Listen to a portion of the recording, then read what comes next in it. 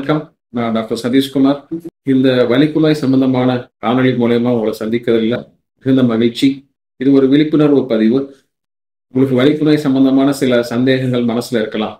அதுக்கான ஒரு சிறு விளக்கத்தை குறுகிய நேரத்தில் உங்களை சந்திக்கிறதுல ஒரு மகிழ்ச்சி. முதல்ல எல்லாருக்கும் வலிப்பு நோய்னா என்ன அப்படிங்கிற ஒரு பெரிய சந்தேகம் இருக்கும். வலிப்பு நோய்னா நீங்க நிறைய பேர் ரோட்ல பார்த்துருக்கலாம், இல்லை உங்க குடும்பத்திலே கூட யாராவது பார்த்துருக்கலாம்.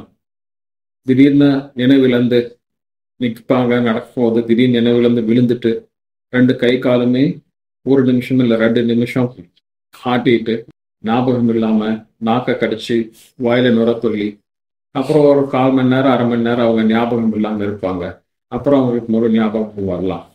இதுதான் நீங்க ரோட்ல பார்க்கக்கூடிய வலிப்பு நோயின்னு சொல்றது. இது ஒரு தடவை வரலாம், வந்தா அதுக்கு நம்ம பெருசா காரணம் சொல்ல முடியாது. இதே தொடர்ச்சியா வருது, மாசத்துக்கு 4-5 தடவை வருது அப்படிங்கிறதுதான் நம்ம வலிப்பு நோயின்னு சொல்லுவோம். இது யார் யாருக்கெல்லாம் வரும், எந்தெந்த வயசுல இருக்கிறவங்களுக்கு வரும், ஆண் பெண் வித்தியாசம் இருக்கா, இந்த மாதிரிலாம் எதுவுமே இல்லை. எந்த வயசுல வேணாலும் வரலாம். பிறந்து கொஞ்ச நேரமான குழந்தைகளுக்கும் வரலாம், வயதான 80 பேருக்கு வேணாம், 80 வயசு இருக்கிறவங்களுக்கும் வரலாம்.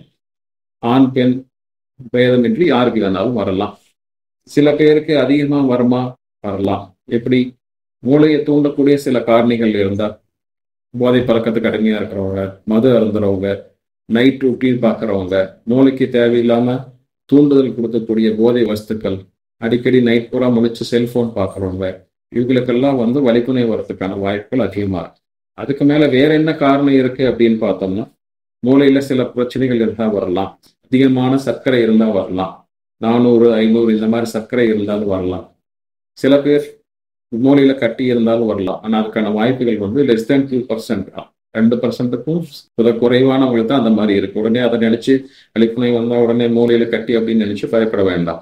முறையான சிகிச்சை எடுத்துக்கிட்டா அதை கண்ட்ரோல் பண்ணலாம். இது எப்படி சார் சிகிச்சை எடுத்துக்கிறது?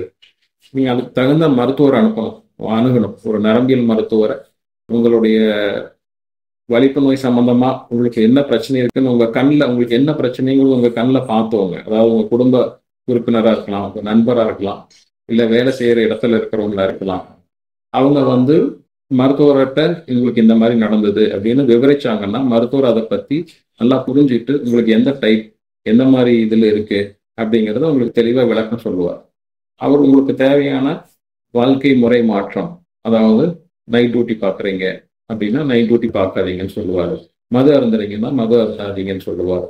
தூக்கம் கட்டுற மாதிரி வேலையில் இருக்கேன்னா அதை செய்யாதீங்க அப்படின்னு சொல்லுவார். அதுக்குண்டான பரிசோதனைகள் என்னென்ன, இஇஜி, எலக்ட்ரோ என்செஃபலோகிராம் சொல்லக்கூடியது, ஸ்கேன் பரிசோதனைகள், சிடி ஸ்கேன், எம்ஆர்ஐ ஸ்கேன், இந்த மாதிரி சில பரிசோதனைகள் செஞ்சு நம்ம வலிப்பு நோய் இருக்கிறத உறுதிப்படுத்திக்கல். சில பேருக்கு இஇஜி நார்மலா இருக்கு சார், ஸ்கேனும் நார்மலா இருக்கு சார், எனக்கு வலிப்பு நோய் வருதே அப்படின்னு கேட்பாங்க. அது பரம்பரையில யாருக்காவது இருந்துச்சுன்னா இந்த மாதிரி வரலாம். அல்லது நம்ம போதை பழக்கத்துக்கு அடிமையாக இருக்கிறவங்க, தூக்கம் கட்டுறவங்க, இந்த மாதிரி இருக்கிறவங்களுக்கும் வரலாம். எதுவா இருந்தாலும் நம்ம பயப்பட வேண்டியதில்லை. முறையான சிகிச்சை எடுத்துக்கிட்டு அதுக்குண்டான வழிமுறைகள், வாழ்க்கை முறை மாற்றத்தை பின்பற்றலாம். இந்த நோயிலிருந்து விடுபடலாம்.